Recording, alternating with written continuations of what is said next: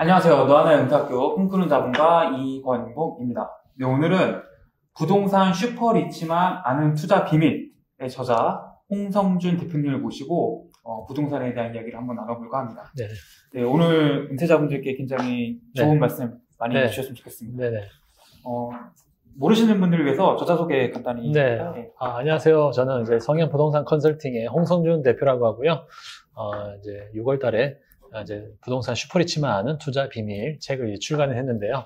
10년간 여러분들한테 이제 많은 분들에게 이제 수익형 부동산 이제 정보를 많이 드리면서 제가 수익형 부동산에 대해서 많이 알려드렸고, 그분들에게 많은 이제 수익형 부동산의 월세 받는 비법이라든지 그런 것들 많이 알려드렸고, 수없이 많은 상담들을 하셨을 거 아니에요? 예. 혹시 뭐 기억이 나는 5060 상담 사례 같은 게 있을까요? 그래서 은퇴가 이미 준비되신 분들도 많이 계시고 이미 성공하신 분들도 있고, 사실 그냥 여유롭게 투자하신 분도 있고요. 네. 정말 좀 아직 은퇴 준비가 안 되신 분들도 있고 그러세요. 근데 이제 은퇴 여유가 좀 되시는 분들은 뭐 워낙 큰 돈을 움직이시면서 거의 한 50억, 100억을 움직이시면서 하시는데, 가장 이제 기억에 남았던 사례는 그런 자산가들로 보면 어떤 담보가 확실하지 않으면 아직 않으셨다. 네, 그게 가장 기억에 남습니다. 그래서 여러분들이 어떤 이제 투자를 하실 때나 어떤 뭔가 이제 거래를 하실 때, 특히 이제 담보, 근저당 설정이라든지 어떤 뭐 가등기라든지 등기라든지 이런 담보 가치가 없는 투자는 하지 마라. 네, 뭐 비트코인 같이 실체가 없다거나. 네. 그런 부자들이 저한테 그런 얘기를 하셨어요. 홍성준 씨도 다음부터는 본인도 이제 그렇게 얘기하시는 거예요. 본인도 사기를 당했다. 근데 저 사기 당한 경유에 대해서 얘기하시면서 담보가 없는 걸 투자했기 때문에 내가 당했다 이러는 거예요. 근데 담보 있는 걸 했으면 이제 상관없잖아요. 바로 경매 넣어도 되는 거고, 이제 할 수 있는 부분에 할 수 있는데, 사실 사기라는 부분은 이 국가가 이제 처벌은 해줄 수 있을지 몰라도 돈을 찾아주지는 않거든요. 그렇기 때문에 돈을 찾을 수 있으려면 처음부터 재산권 확보를 확실하게 해놔야 된다는 거죠. 뭐 주변에서 이렇게 돈 빌려주신 경우도 뭐 간혹 있잖아요. 네, 보면. 그렇죠. 근데 돈 빌려줬는데 이제 공주만 서주고 이렇게 하다 보면 받아낼 게 없어요, 나중에. 근데 일단 만약에 예를 들어서 10억짜리 아파트가 있는데, 10억짜리 아파트인데 만약에 예를 들어 LTV 60% 이내로, 6억 이내로 근저당 설정 150%만 해놨다. 뭐 1억을 나는 빌려달라고 한다 그러면 근저당 설정 150%만 설정해 놓으면 그 사람이 돈이 안 갚아도 상관이 없는 거죠. 왜냐면 바로 경매 신청해가지고 바로 이제 다른 사람이 낙찰받으면 그 150%를 받아낼 수 있는 권리가 생긴 거잖아요. 그런데 그런 거 없이 이렇게 투자를 하셨다거나 거래를 했을 때, 그런 분들을 만났을 때, 저는 이제 굉장히 인사이트가 굉장히 강하게 얻은 거죠.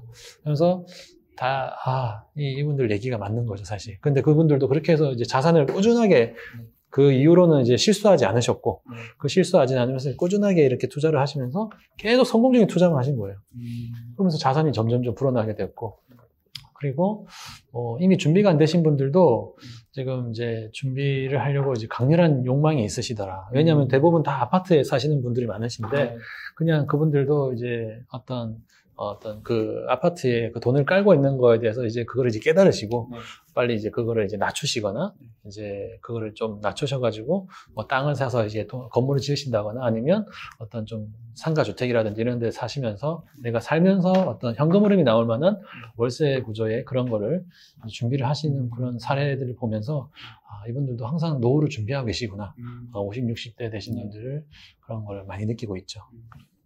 그 이제 많은 은퇴자들 만나면서 이분들이 뭔가 이제 모은 사례는 아니고 잘못된 사례죠. 잘못된 사례죠. 부동산 투자에서 잘못 생각하시는 게 뭐가 있을까요? 그렇죠. 잘못된 투자는 대부분 그 조용한 전원주택을 가시겠다. 왜 근데 아니 그러니까 좀 돈이 많으신 분들은 상관이 없어요. 세컨드 하우스로. 근데 정말 그냥 막 서울에 사시는데 경기도에도 좋은 경기도에 사시건 좋은 서울대 사시다가 갑자기 서울 그냥 그 집을 팔고 가겠다. 그거는 좀 잘못됐다는 거죠. 왜냐면 만약에 그 집을 팔고 가시면 돌아오실 때는 이 집이 너무 많이 올라가 있기 때문에, 아파트 같은 경우는 특히나 많이 올라가 있기 때문에 돌아오시기가 힘듭니다, 사실. 왜냐면 이제 전원주택은 사실 그냥 좀 여유롭게 사는 게 포커스지, 가격을 오르는데 포커스가 아니거든요. 그래서 수없이 많은 부동산 전문가들이 전원주택 사지 마라, 이거는 다 이유가 있는 거거든요, 사실. 그래서 그냥 돈에 여유가 있는 분들, 네. 그냥 그런 분들은 이제 두 채, 세 채 있어서 괜찮은 분들만 이렇게 좀 사셔도 괜찮고, 네. 집 팔아서는 가지 마셔라. 그거는 핵심, 진짜. 네, 핵심입니다. 네, 그리고 또 보시면, 지방에 이제 실버타운이라든지, 네. 이제 대학교 원룸이나 월세 이런 거 있잖아요. 네. 지방도 요즘에 이제 대학교들이 점점 좀 무너지고 있거든요. 그쵸. 그렇기 때문에 그런데 월세라든지 실버주택 이런 것도 오래 가는 경우가 쉽지 않아요, 사실. 그래서 그런 부분들은 조금 투자를 좀 자제하시는 게 네. 좋으실 것 같고, 그 다음에 다가구 주택이라든지 빌라에 투자하시는 경우보다 네. 차라리 아파트에 투자하시는 게 훨씬 더 낫습니다. 나중에 이제 매도까지 생각하시려면 이게 훨씬 더 거래가 더 잘 되기 때문에 아파트를 거래를 꼭 하시고, 이제 나중에 처음에는 아파트 투자하기 힘드니까 네. 다가구 주택이나 이제 빌라를 선택하시는 경우가 많으신데 아파트가 훨씬 더 낫습니다, 여러분. 아시겠지만. 그리고 땅 중에도 토지 거래 허가가 구역에서 이제 그린벨트가 꼭 풀리니까 빨리 사야 된다. 이렇게 하시는 이제 브로커들이 있습니다. 그 브로커들을 절대 속으시면 안 됩니다. 예, 그러니까 근데 잘 안 바뀌거든요, 사실 이게. 그렇죠. 팔릴 것 같아도 잘 안 바뀌기 때문에 여러분들 이거 진짜 조심하셔야 됩니다. 그리고 50대 이후에는요, 이게 시세 차익보다는 진짜 매월 이게 현금 흐름이 나오는 이런 거를 꼭 하셔야 됩니다. 이게 시세 차익은, 좀, 여유 자금을 하셔야 돼요, 여유 자금. 근데 내가 막 그거 올인하셔가지고 막 시세 차익을 하시겠다. 그거는 조금 이제 좀 좀 자제를 하셔야 되는 게 좋겠다. 왜냐하면 젊은 세대들은 괜찮아요. 젊은 세대들은 이제 20대, 30대에 있는 분들은 어차피 내가 계속적인 이제 노동 수익으로 돈을 벌고 계시기 때문에 그렇죠. 이게 뭐 한껏 망한다 하더라도 또 20, 30년 열심히 벌면 되거든요. 네.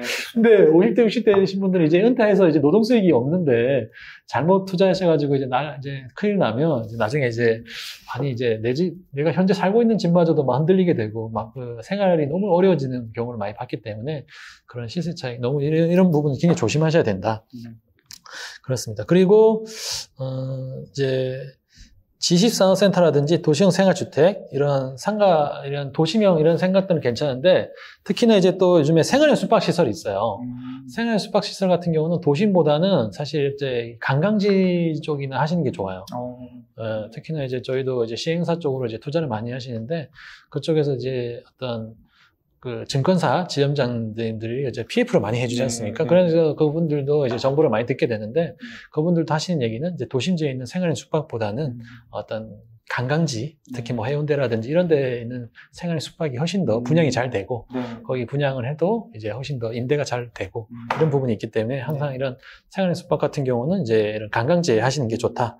이런 게 있고, 그리고 이제 부동산도 이제 보면 이제 투자를 하실 때 부동산 중개소 한 군데 얘기만 듣지 마시고, 사실 이제 부동산 중개소도 이제 여기저기 다녀보시면서 또 자기하고 맞는 또 부동산 중개소의 사장님들이 있어요. 그분들하고도 인맥을 쌓으시다 보면 또 그분들도 정보가 많이 있습니다, 사실. 정보에서 이제 자기가 이제 잘 걸러내서 그 중에서 이제 하시면 되는 건데, 자기가 이제 발품도 많이 파시고 하셔야 되는 부분도 있고, 사실 이제 발품도 중요하지만 어떤 데이터가 있어야 됩니다, 데이터. 제가 이제 아까 이제 얘기를 못한 부분 중에 어떤 아파트에 보면 저희가 이제 빅데이터를 가지고 있는 게 있어요. 아파트, 전국에 아파트 데이터 정보를 가지고 있는데, 이게 입주 물량부터 시작해서 어떤 아파트가 오르는지 떨어지는지 이런 게 다 있기 때문에, 특히 이제 아파트 투자하시려고 하는 분들은 저희가 이제 데이터가 다 있으니까 그런 데이터에 의거해서 투자를 하시면 거의 제가 봤을 때는 거의 그 데이터가 거의 74% 이상의 적중률이 맞아 떨어지거든요. 그래서 특히나 내 집 마련으로 아파트를 사시겠다. 근데 그 아파트에 나는 한 5년, 10년 뒤에 나는 꾸준하게 살면서 이제 어떤 시세 차이라든지 나중에 이제 매매가가 올라가는 걸 기대하신다면 그런 데이터를 보고 하시는 게 훨씬 더 좋다. 이런 게 있고요. 그 다음에 또 지역주택 조합. 이거 진짜 핵심입니다. 이거 보시면요. 90%가 사기예요. 하지 마세요. 진짜 하지 마세요. 이거 많잖아요. 너무 많아요. 그래서 집가 이제 왜냐하면 청약받기 힘드니까 그쵸. 여기 빠지기가 쉬워요. 싸잖아요.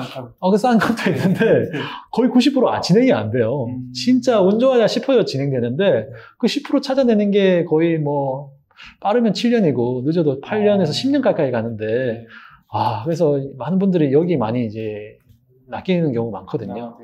그래서 진짜 거의 8년, 10년 동안 돈이 묶이는 경우가 있어요. 그리고 뭐 처음에 얘기했던 금액보다 계속 추가로 돈을 또 해야 되고, 뭐 시행사가 사기 안 치면 다행인 거죠, 진짜. 그래서 당연히 이게 진행이 안 돼버리면 돈이 너무 많이 묶여버리고, 시간도 많이 들어가야 된다. 그런 것도 있고, 재개발, 재건축도 사실 이것도 좀 여유 있는 분들이 하셔야 돼요. 특히나 이렇게 좀 적은 돈으로 좀 투자하시려고 하는 분들은 재개발, 재건축은 하지 마시고, 이거 사실 이런 쪽은 좀 여유 있는 분들, 돈이 좀 여유가 있는 분들이 하시는 분들이기 때문에 더러 진짜 오래 걸리는 경우가 거의 10년, 20년까지 가까이 걸리는 경우도 봤습니다, 제가. 그런데 그런 거 보면서 이제 너무 돈이 오래 묶이니까 그분들 입장에서는 거의 너무 오래 시간이 지나버린 거잖아요. 그러니까 특히 땅 같은 경우도 원래는 이제 부자가 되신 분들 보면 시세 차익형 투자를 하시는 분들이 돈을 많이 벌긴 벌어요, 사실. 예, 월세 수익형은 사실 수익률이 작거든요, 사실. 근데 이제 그거는 이제 어떤, 부동산에 대한 내가 어떤 처음에 맛을 좀 알기 위해, 이제 부동산 하면 내가 투자를 해봤는데 수익을 봐야 되잖아요. 그런 걸 하기 위해서는 처음에 이제 가볍게, 이렇게 월세 수익형의 이제 수익형 부동산을 투자하시면 좋고, 사실 근데 이제 조금 이제 시세 차익형, 좀 더 오래 묵혀놔서 하는 경우가 사실 좀 큰 돈을 벌긴 합니다, 사실. 그래서, 그렇지만, 시세 차익형은 은퇴까지 내가 못해도 한 3년 이상, 그래서 5년, 10년 정도 충분히 시간에 좀 여유가 있는 분들은 좀 괜찮아요. 특히 여유 자금이 많으시거나.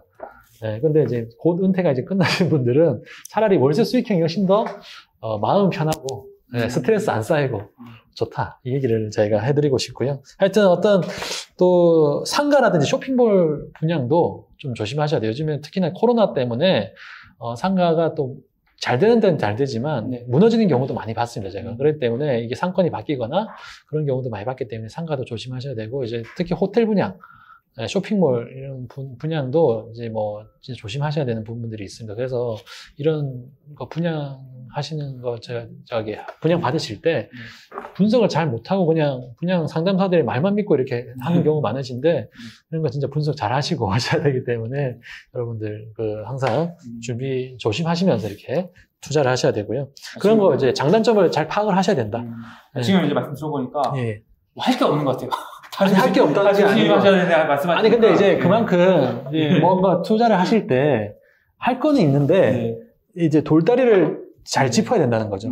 근데 짚지 않고 하시다 보면 이제 후회하는 경우가 있어요. 그러니까 제가 항상 아까도 말씀드렸지만 전문가분들 몇몇 포진을 시켜야 된다 이거죠. 그러니까 어떤 내가 못해도 이제 1,000만 이상의 돈이 들어갈 건데 그냥 혼자서 판단하는 경우가 많다 이거죠. 혼자서 판단하고 이거 하면 그냥 한 사람 말만 믿고 그냥 하게 되는 경우가 많아요. 근데 이제 몇몇 사람이 봤을 때 그거 괜찮네, 그 물건 괜찮은 건데 해도 괜찮을 것 같아, 이런 거는 괜찮은데 몇몇 사람이 들어봤는데 이제 약간 평균적으로 그렇지 않습니까? 사업도 누가 이제 만약에 회사에서 어떤 사람이 아이디어를 내가지고 막 사업을 진행시키려고 하는데 반대 의견이 너무 많아요. 그건 진짜 반대할 만한 뭔가 이유가 있으니까 반대를 하는 거거든요. 근데 그 반대의 의견을 안 들어보고 자기 그냥 고집대로 막 밀고 나가다가 안 되는 경우도 분명히 있거든요.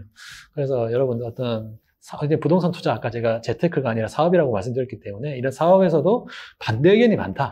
그러면 그 반대하는 사람들의 의견을 항상 귀담아 들어보시고, 그런 의견들이 너무 이제 10명한테 물어봤는데 그게 50% 가반수가 넘어간다.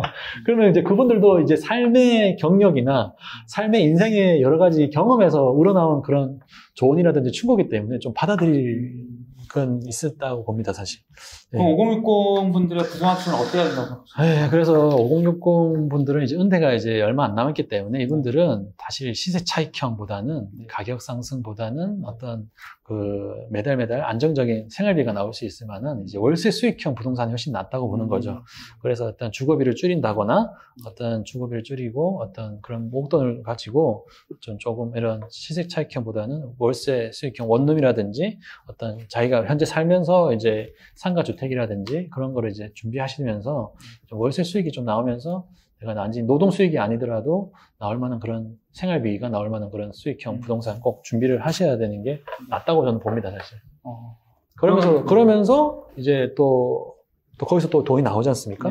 그러면 그거 가지고 또 시세 차익형을 또 준비하셔도 되는 거예요. 근데 처음부터 시세 차익형만 준비하셨다가 월세 수익이 안 나오는 걸 하시면 그럼 매달 내가 계속 또 60세 이후에도 계속적으로 또 노동 수익을 계속 하셔야 된다.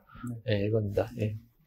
그럼 만약에 이제 은퇴 자금이 한 1,000만 원에서 1억 사이 네네네. 이 정도 갖고 계신 분들에게는 네네. 만약에 네네. 상담이 왔다. 네네. 그럼 뭐라고 상담해 주시나요? 저는 뭐 이렇게 처음에 이렇게 담보 가치가 이제 처음에는 저는 좀 월세 수익형을 좀 먼저 한번 해보시라고 저는 권유해드려요.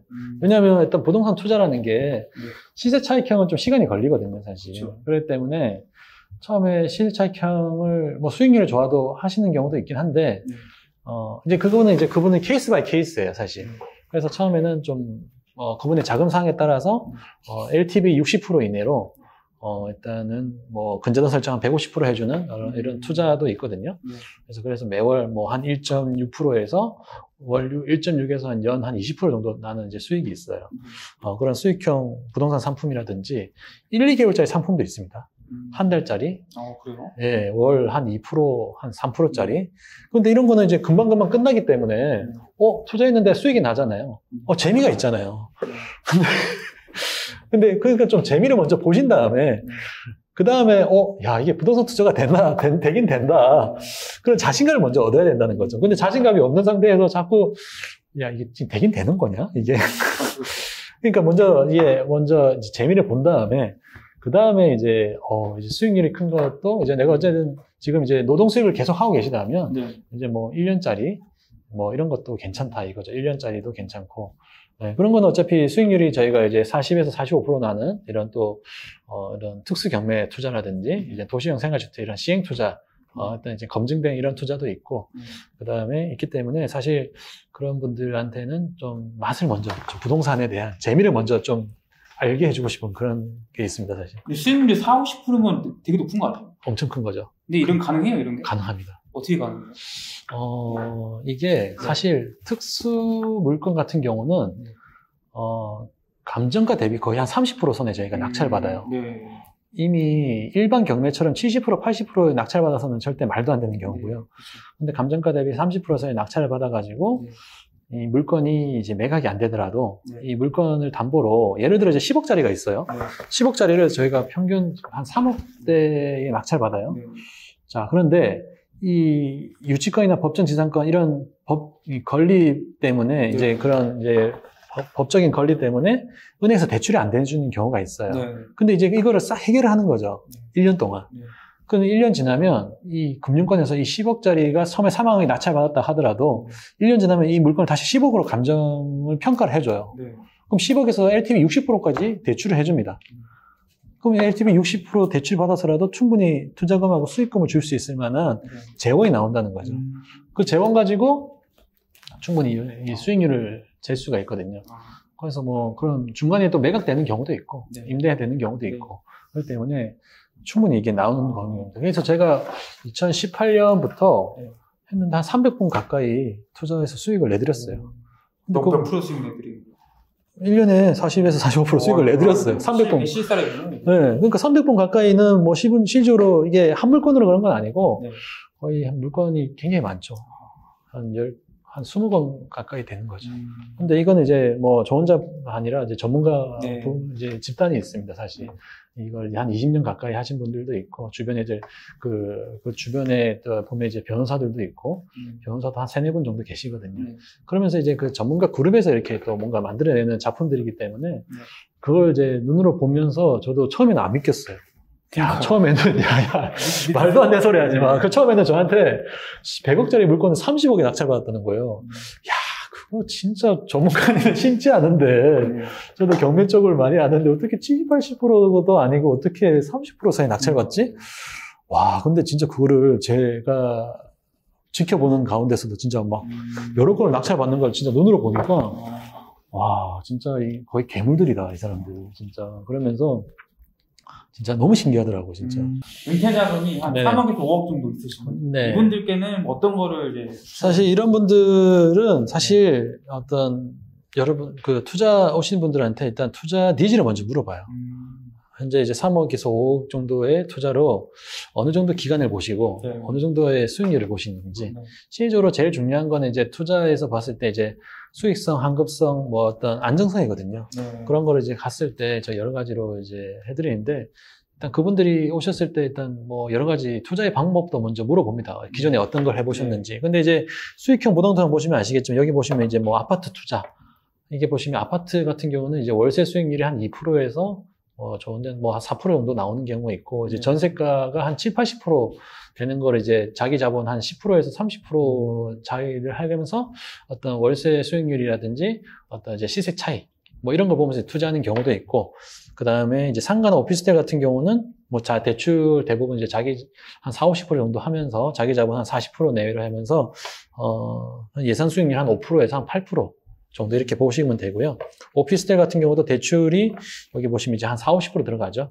자기 자본이 한 40% 들어가면서 한 3%에서 연수익률 한 7% 정도 이렇게까지 보시면 되고, 생활 숙박시설 같은 경우도 대출이 한 50%까지 나옵니다. 그래서 자기 자본이 한 40% 정도 있으시면 여기서도 이제 예상 수익률이 한 5%에서 한 8% 정도 나오는 경우도 있고, 지식산업센터가 제 대출이 제일 많이 나와요. 한 70%에서 한 90%까지 나오기 때문에 이 자기 자본의 한 10%에서 30% 여기서 이제 그 자기 자본율이나 대출의 이제 그거에 따라서 이제 수익률이 한 8%에서 12%까지 나오는 이런 상품들도 있기 때문에, 그다음에 빌딩 같은 경우 이제 개인은 이제 대출이 한 50%, 60% 나오고요. 법인 같은 경우는 한 60에서 80%까지 나오거든요.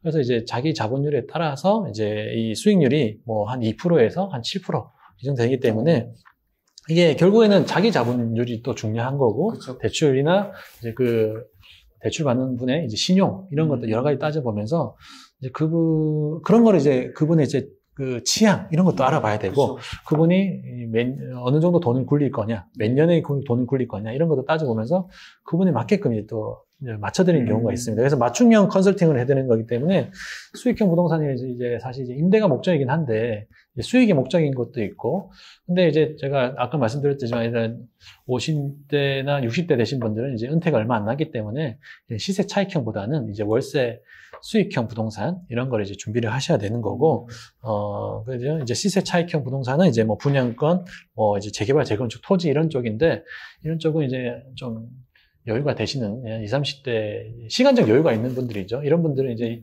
이렇게 시세 차익형부터 시작하셔가지고 5, 60대 되신 분들 중에서도 이미 뭐 자기 집 뭐 다 끝났고 뭐 이 월세 수익형도 다 끝났고 이렇게 좀 여윳돈 되시는 분들은 또 여기까지 시세 차익형까지 하는 분들도 있어요. 뭐 그런 거는 저희가 또 그분들이 원하시는 뭐 지역부터 시작해서 근데 이분들이 이미 자기가 먼저 어느 정도 생각을 하고는 오세요. 그렇겠죠. 생각을 하고 오시면서 이제 거기서 이제 추가적으로 디테일한 정보를 얻으려고 오시는 거란 말이에요.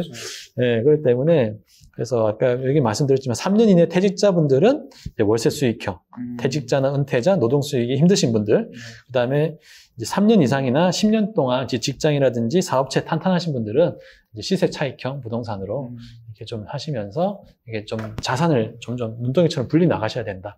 예, 그렇게 하시면 좋습니다. 그래서 뭐 향후 진짜 뭐 저처럼 목표를 잡으시고 뭐 100억짜리 물건에 뭐 건물주 한번 되시겠다 이런 생각으로 하시면 뭐 충분히 좋지 않나 이런 생각이 듭니다, 사실. 5060 분들이 네네. 이제 기획부동산 같은 걸 많이 좀 네네네. 해보세요. 네네네. 이분들 왜 해볼까요? 그러니까요. 기획부동산은 사실 뭐 특히나 그 서류를 확인 안 하시고 투자하시는 경우가 많으신데, 네. 등기부등본을 열람을 하셔가지고 사실 등기부등본을 열람을 못 하시는 분들은 주변에 공인중개사분들이라든지 법무사 이런 분들하고 좀 친해 놓으시기 바라겠습니다. 그런 분들한테 사실 뭐 조금만 줘도, 아니 그냥 주변에 공인중개사들 분들한테만 가도 충분히 집업만 알려줘도 뽑아주거든요. 그분들 맛있게 밥 한 끼 사드리고 음료수 한번 대접해드리면, 그리고 이 땅이 진짜 되는 땅인겨? 이렇게 한 번만 그냥 물어봐도 금방 아는데, 아니 그것도 안 물어보시고 그냥 막 그분들이 막 전화 오셔가지고 막 그냥 입금부터 해라고 하니까 입금을 하시면서 그냥 막 당하시는데, 이게 사실 이게 토지 이용 계획 확인을 열람해보면 거기 지목 용도 다 나옵니다, 사실. 그래서 공시지가가 얼마나 나와 있으면서 이게 서류상에 이제 그린벨트나 공익 용산지 이런 게 다 나와 있기 때문에 여러분들 이런 거 다 보시면서 공인중개사들도 다 알아요. 이거 사셔야 괜찮고 이건 사면 안 된다는 거 시험 보면서 다 나오기 때문에 그 정도만 물어봐도 되는데 그런 것도 안 물어보고 사신단 말이에요. 너무 답답해요. 그래서 개발 안 되는 땅은 진짜 잘 안 되거든요. 막말로 그 땅의 주소를 알고 진짜 정말 그 마음에 드시면 그 주변에 한번 공인중개사 갈 수도 있잖아요. 가서 이제 한번 물어보는 거예요. 그렇죠. 그래서 한 군데 물어보지 마시고 한 두 군데, 세 군데 물어보면 대략 통계를 얘기해 주잖아요. 그분들도 의견을 얘기해 줄 겁니다.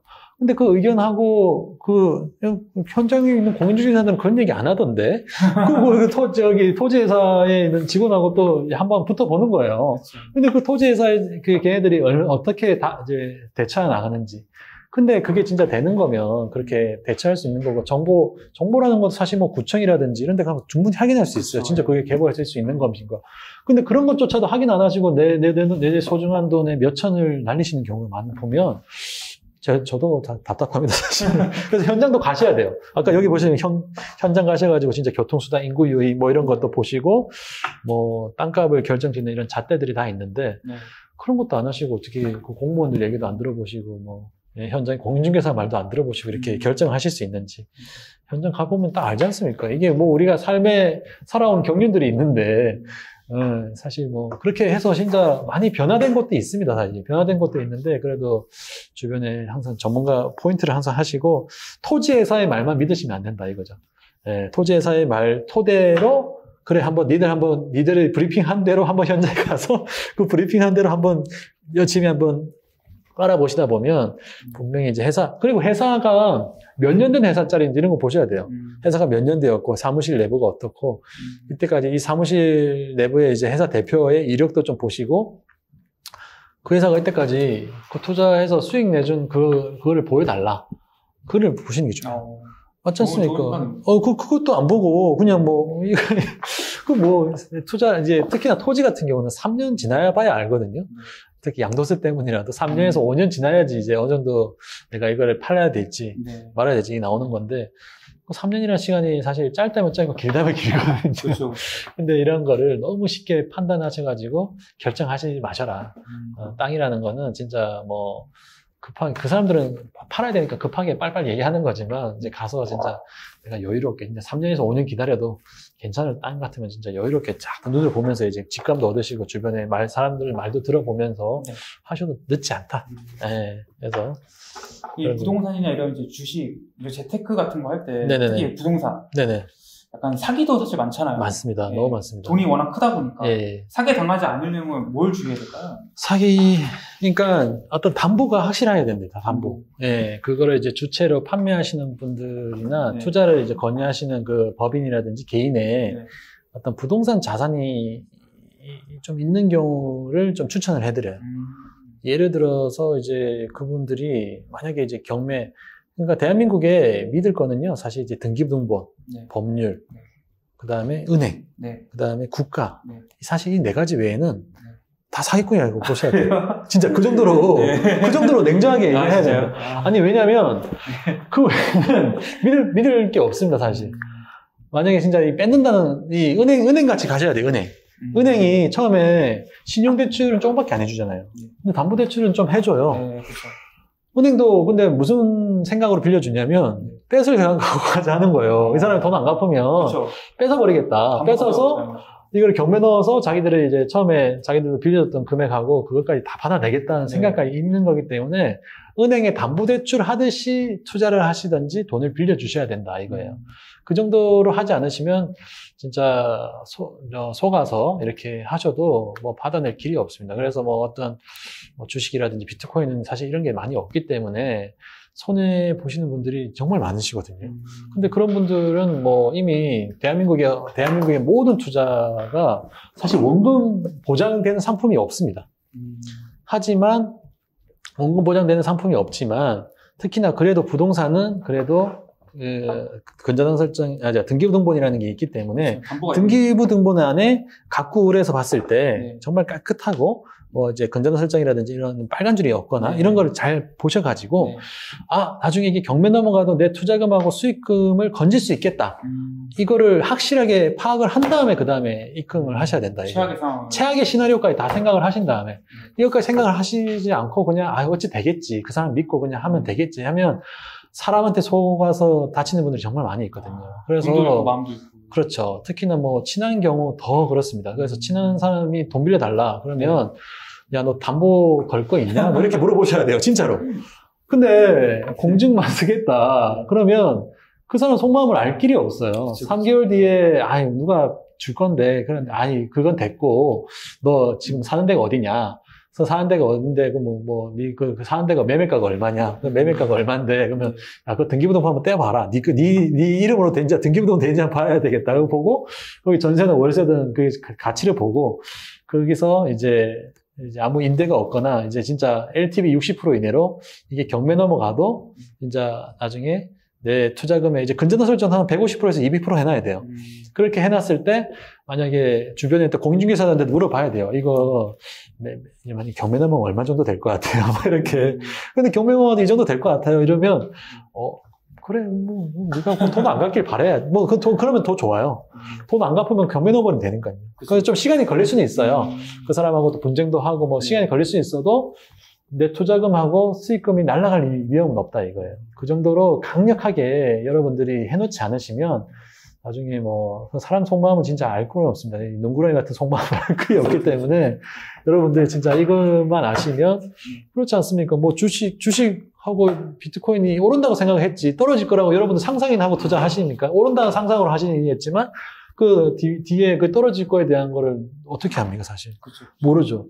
근데 그나마 이랬던 어떤 부동산 담보가 있으면 그걸 뺏을 수 있기 때문에 나중에 그거를 이제 결국 법적 분쟁으로 가서라도 찾아낼 수 있기 때문에 나중에 이런 사기를 당해도 경찰에 신고해도 경찰은 워낙 이런 사기가 너무 많아요. 비트코인 사기도 많고 주식 사기도 많고 다만 이제 여기서 현명하게 이기는 사람들은 거기서 담보 설정을 확실하게 한 사람들은 경찰에 해도 경찰에서는 이제 처벌하면 끝이에요. 그 사람 감옥 가면 끝입니다, 사실.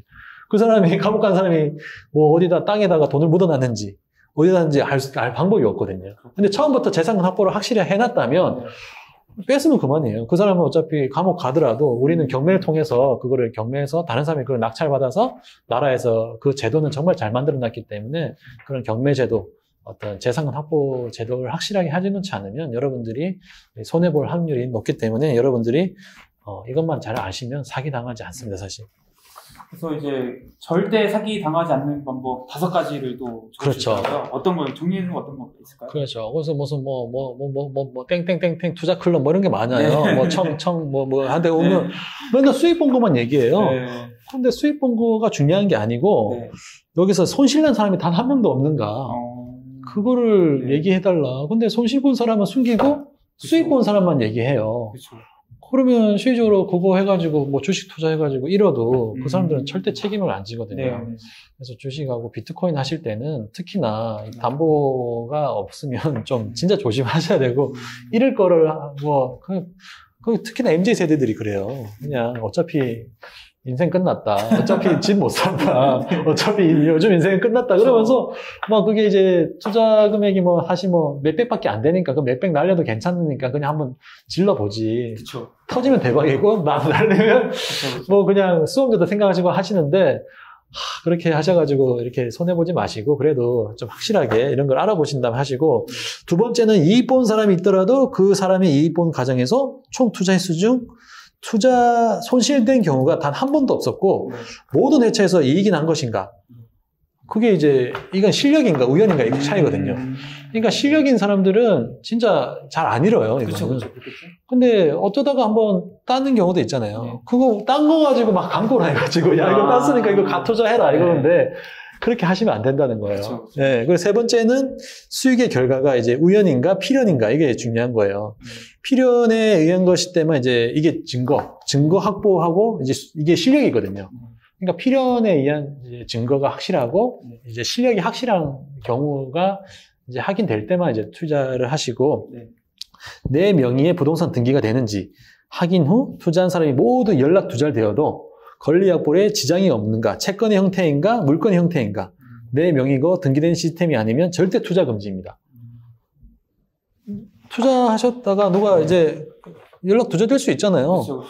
누가 돈 빌려달라고 했는데 띠띠띠 어이씨, 뭐야, 예를 들어, 이러지 말라 이거예요, 여러분들. 아, 그래, 너 도망가도 괜찮아. 나는 너 이거 근저당 설정 이미 150% 해놨고, 넌 네가 제발 튀었으면 좋겠어. 네가 연락 두절되었으면 좋겠어. 네가 처음에 약속한 거, 처음에 이제 뭐 3개월이면 3개월, 6개월 계약서 썼을 거 아닙니까? 그러면 그 이후에 만약에 당신이 약속을 지키지 않으면 나는 이거를 경매에 넣겠다. 이거에 대해서 이제 서로가 오케이 되면 이제 하시라 이거예요.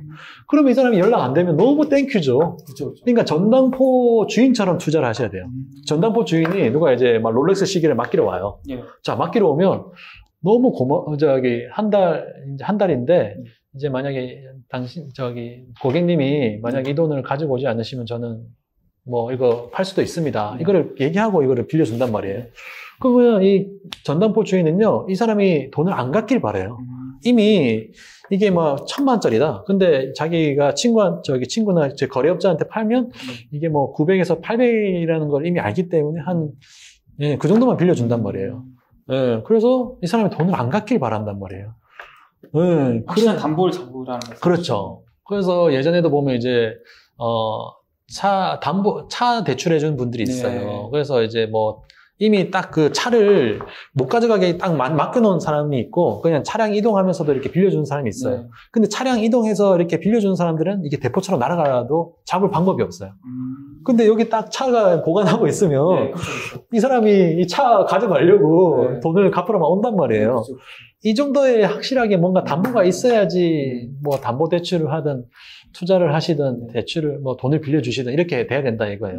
그거 없으면은 진짜 이거는 진짜 대한민국의 많은 분들 오늘 진짜 이거 하셔가지고 진짜 손해 없는 투자 좀 제발 하셨으면 좋겠습니다. 진짜 제발.